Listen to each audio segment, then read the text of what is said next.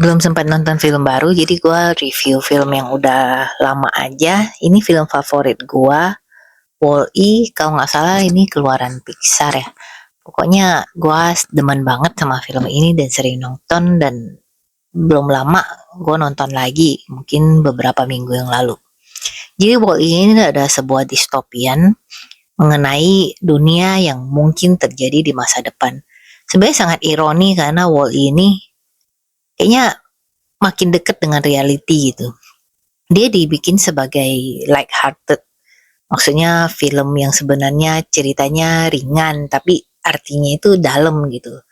Makanya gue suka film ini karena gue suka distopian, gue suka kayak senario-senario masa depan yang mungkin terjadi. Dan dari yang kita lihat di sekeliling kita, ya atau mungkin gue terlalu banyak uh, mikir yang gak jelas, kayaknya Wall ini sangat memungkinkan. Pertama, kan ceritanya ini terjadi di masa depan di mana bumi itu udah nggak bisa sustain hidupnya kita, udah kita gak kehabisan food source, semuanya banyak sampah di mana-mana, overconsumption.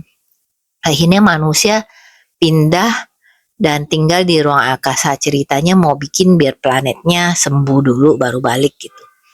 Dan ini sebenarnya benar karena kita bisa ngerusak planet, tapi planet itu akan survive. Kalau menurut gue ya, mereka akan self healing tapi akan butuh waktu yang sangat lama gitu. Dan kita aja yang mungkin nggak bisa tahan di dalamnya atau mungkin akan tidak bisa survive karena kita menghancurkan semuanya. Ini juga konsep banyak film sci-fi lain kayak Interstellar misalnya, di mana bumi tuh udah nggak bisa sustain dengan apa yang kita konsumsi gitu. Bayangin aja kita sendiri seberapa banyak makanan yang dibutuhkan untuk menghidupi manusia, seberapa banyak resources yang kita gunakan tiap hari. Kalau kita pikir-pikir ya, sebenarnya kalau gue sering baca atau nonton dokumenter tentang food, itu tuh sangat fascinating gitu loh. Maksudnya dari dari tanaman atau daging itu dihasilkan sampai menuju ada di supermarket atau di pasarnya kita, itu sangat membutuhkan banyak sekali resources. Belum lagi kalau mereka itu gampang rusak atau tidak sesuai dengan musim. Jadi kalau misalnya kalian orangnya iseng atau apa, coba nonton dokumenter tentang gimana cara food itu dihasilkan, gimana cara mereka dimodifikasi, atau mungkin mereka diawetkan, kayak apel yang bisa tahan tahunan, dan atau misalnya apel yang dulu kalau kita biarin bisa kuning, ada juga yang di genetically modified biar gak kuning lagi.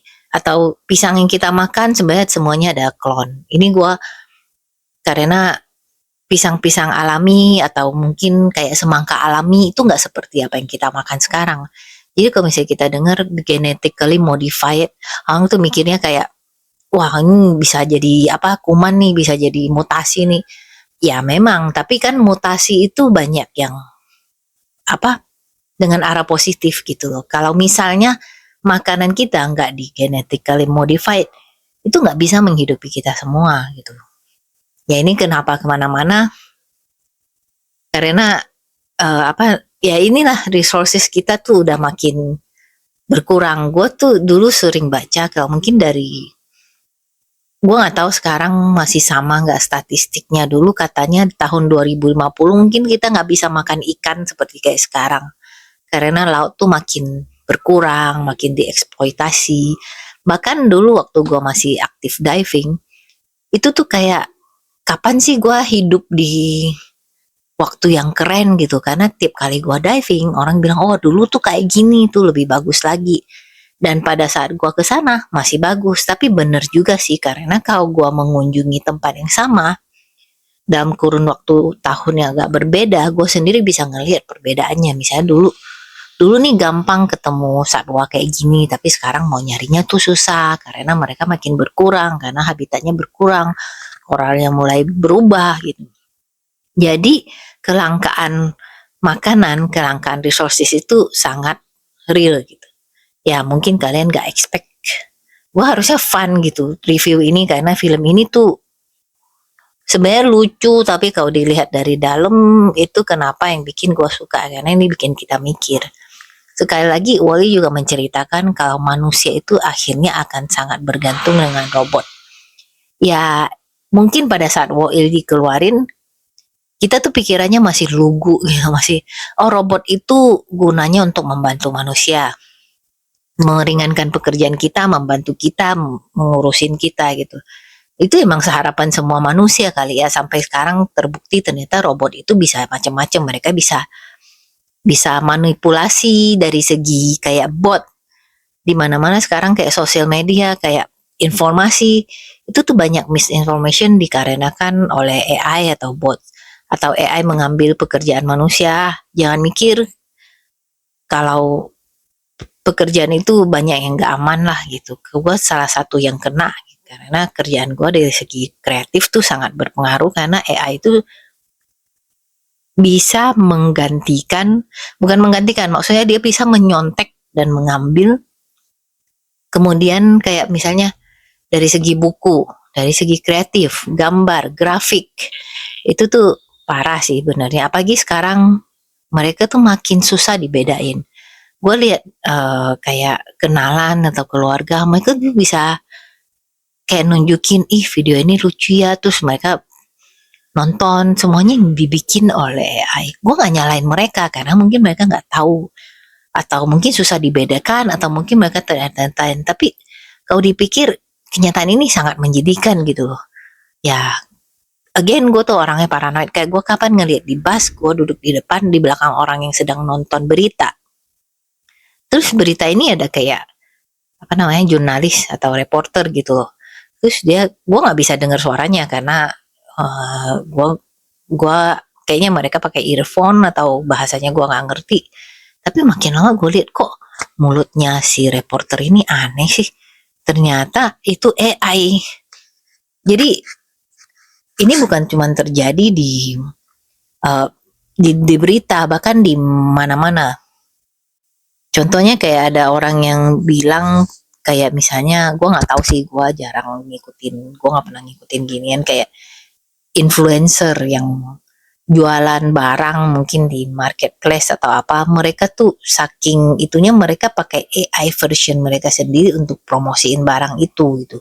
Ada yang ketahuan, ada yang ketangkep, tapi aduh betapa nggak tahu deh betapa gimananya dunia gitu loh nanti. Gue sih bersyukur gue mungkin hidupnya nggak terlalu lama untuk pusing-pusing soal ini, tapi ya kayak gitu. Jadi di Wall-E itu kita tuh masih punya pikiran positif kalau robot itu membantu kita. Jadi diceritakan kalau mereka tuh bisa kayak menyapu, bisa kayak membereskan sampah, bikin makanan, pokoknya semua hal dilakukan sama AI, sama robot, dan manusia cuman santai-santai gitu, sama cuman menikmati gitu. Itu kan yang kita pengen kan, tapi di Wall-E itu juga dikasih senario di mana manusia tuh jadi nggak berguna gitu. Gendut segede balon, tulang sekecil-kecilnya, nggak bisa jalan dari kecil, udah harus pakai pelampung gitu biar bisa bergerak. Terus setiap hari muka kita cuman ngelihat screen, kita nggak punya interaksi dengan manusia beneran, kita nggak punya hobi karena nggak ada kekuatan fisik. Jadi memang di Wall ini exaggerate, sengaja dibikin berlebih-lebihan lebay. Tapi kenapa tidak? Itu bisa jadi terjadi kalau misalnya katakanlah kita terlalu banyak bergantung, misalnya kita self-driving car deh. Kalau gue seneng nyetir gitu, gue seneng naik motor, karena menurut gue, gak tahu ya, mungkin dari kecil gue suka bom car, suka go-kart gitu. Jadi kayak merasa gue enjoy aja gitu loh nyetir di jalan, walaupun kadang-kadang stres. Dan gue juga mikir ya mungkin self-driving car itu bagus juga kalau misalnya benar gitu loh, mengurangi kecelakaan, bisa bikin manusia, mungkin bisa bikin kita jadi punya waktu sama di perjalanan, macam kita naik kereta, naik bus gitu. Jadi kita bisa membaca, kita bisa ngapa-ngapain tanpa harus mikirin jalanan, ya itu oke juga. Tentunya juga jangan keberatan banget kalau misalnya robot bisa bantu cuci piring atau nyapu, bersihin rumah. Pokoknya hal-hal yang kayaknya gue baru bersihin deh minggu lalu, kok gue harus bersihin lagi, gue baru ngepel deh kemarin, gue harus ngepel lagi. Kayaknya itu banyak banget makan waktu di mana dengan orang-orang dengan pikiran, aduh gue tuh bisa ngapa-ngapain gitu, kenapa debu tuh harus ada terus. Dan ya gue juga mau kalau robot bisa membantu kehidupan kita, cuman kalau di Wall-E jangan sampai kita bener-bener uh, mengandalkan semuanya sampai kita nggak punya kegiatan fisik gitu loh. Robot tuh bisa aja beresin rumah, tapi gue pengen jalan-jalan, gue pengen hiking, gue pengen trekking, at least bisa menikmati hidup. Walaupun banyak orang bilang itu bukan menikmati hidup, ngapain lu torture diri sendiri dengan naik gunung, dengan jalan kaki misalnya. Ya, tapi option itu selalu ada gitu harusnya. Jadi di world ini tuh hidup itu bener-bener udah screw up sampai orang-orang tuh kagak ada lagi. Mungkin juga jadi bodoh lah, pasti bodoh lah bangun ngeliatin screen. Gue nggak tahu sih kalian, tapi kadang misalnya gue pengen nyantai nih hari ini, gue cuman pengen scroll sosial media. Bukan sosial media, gue pengen nonton yang gak jelas, baca-baca apa, tapi lama-lama kok berasa kayak bego ya. Kadang beberapa ya sejam 2 jam oke lah buat mungkin buat kayak ngelihat, sebenarnya yang gue lihat juga ada berita, ada kayak pengetahuan gitu, pokoknya ada yang masuk, bukan cuma ngelihat video-video. Tapi kalau sehari bisa lama atau apa, gue nggak tahu, sorry kalau kalian itu kegiatan kalian, tapi buat gue jadi merasa apa sih, jadi ngerasa kok nggak ada artinya gitu, nggak ada yang masuk di kepala gue. Nggak, ini bener-bener jam-jam yang hilang begitu aja gitu. Itu juga alasan kenapa gue deactivate sosial media gue sebenarnya, karena dulu pada saat gue mulai zaman-zaman sosial media itu masih fun gitu, temen masih beneran, orang masih beneran, apa yang mereka ceritakan tuh apa yang beneran terjadi di kehidupan mereka, masih lugu lah ceritanya. Terus sama mama gue mulai, kok kayaknya orang ini nggak kayak gitu deh, kenapa di sosial media di Facebook kok tiba-tiba jadi gimana gitu, orangnya pretensius gitu. Jadi ini bukan orang yang gue kenal nih, dia sengaja bikin persona yang buat keren-kerenan di sosmed, tapi kan gue tahu itu nggak benar karena gue kenal sama orangnya. Terus lama-lama jadi gue nggak butuh ngeliatin orang-orang yang bukan temen gue. Dan kalau dibilang friends gue nggak akan di atas 100 gitu lah. Dan gue memang nggak punya di atas 100 karena yang gue nggak kenal gue nggak terima. Cuma lama itu ternyata jadi kayak popularity contest, dan gue juga merasa kok gue ngabisin berjam-jam sih buat ngeliat ginian, kayaknya ngabisin waktu banget gitu. Jadi suatu hari gue cuman kayak gitu, gue quit cold turkey, gue deactivate, gue nggak mau lagi. Dan gue ngerasa jam-jam yang hilang itu jadi gue bisa pakai untuk hal-hal yang berguna, mungkin kayak baca, mungkin kayak beneran ngeliat sesuatu yang ada pengetahuannya, ada pokoknya yang bikin gue mikir lah. Kayaknya kedengarannya rese banget, tapi ya kayak gitu. Ya anyway, di Wall-E ya mungkin orang-orang jadi lama-lama jadi bodoh ya, karena mereka nggak ngapa-ngapain, bangun ya udah ngeliat screen. Di screen ngapain sih? Berapa lama lu bisa tahan nonton TV? Nonton itu berapa lama lu bisa tahan chatting dengan orang? Apa yang diomongin gitu? Oh hari ini gue nonton ini, hari ini gue makan ini. Karena mereka nggak punya kegiatan lain. Mereka nggak bisa bilang oh kemarin gue ketabrak monyet atau apa, ngelihat kuda jembalitan gitu, karena mereka nggak punya pengalaman itu. Apa yang mereka omongin gitu, dan tiap hari kayak gitu. Bahkan kolam aja mereka nggak pernah nikmatin kalau ada. Udah, mereka nggak pernah kepo ngelihat bintang di luar padahal mereka ada di ruang angkasa. Jadi menurut gue tuh orang-orang itu mungkin udah agak-agak turun ya IQ-nya setelah sekian lama, 700 tahun tinggal di aksium itu. Nah, biarpun Wall ini ceritanya dari segi robot, mereka tuh kayak satire gitu. Mereka kayak ngelihat apa yang terjadi di manusia dari sisi pandang robot, kayak bumi akhirnya ditinggalkan karena udah gak layak dihidupi, begitu banyak sampah, udah gak ada hijau-hijauan lagi, semuanya bener-bener kayak distopian banget, kayak udaranya orange, kayak berdebu, tidak sehat. tidak ada sebiji pun mungkin tanaman, tidak ada oksigen, semuanya sampah-sampah dan sampah karena kita overconsumption. Dan kita juga ngeliat kayak di Axiom sendiri, di pesawat ruang angkasa yang mereka tinggalin sekarang, mereka juga wasteful gitu. Sampahnya segitu banyak, mereka press terus ngapain? Buang ke ruang angkasa. Jadi tidak ada perubahan dari tingkah manusia, dan akhirnya mereka cuman jadi orang-orang bego yang eksis di ruang angkasa. Dan gue juga heran, dengan resources segitu banyak yang dibuang, mereka dapat bahan mentah dari mana sih untuk bikin makanan? Mereka dapat apa? Bahan mentah dari mana untuk selalu bikin robot, sirkuit, untuk energi? Kalau apa yang mereka lakukan cuman consumption. Mungkin itu loophole-nya ya. Mungkin kita nggak usah pikir sejauh itu, tapi ya menurut gue di situ menariknya Wall-E gitu, karena selain hal-hal fun yang lucu-lucu antara robotnya, semuanya itu bikin mikir gitu. Kok review gue jadi nggak fun sih? Gue nggak, ya pokoknya filmnya tuh lucu, filmnya fun. Kalau kalian belum nonton, gue rekomen banget. Itu bisa dijadikan dengan film ringan, kalau tergantung gimana kalian lihatnya, atau bikin film yang kalian mikir. Tapi menurut gue filmnya tuh bagus, dan masih dalam zaman-zaman dimana apa CGI itu mungkin kelihatan lebih bagus dari CGI sekarang atau film-film buatan AI sekarang. Dan ini tuh masih seperti gue bilang, zaman dimana kita masih optimistik sekaligus pesimistik, karena distopian yang mereka lihat itu sangat-sangat damaging gitu.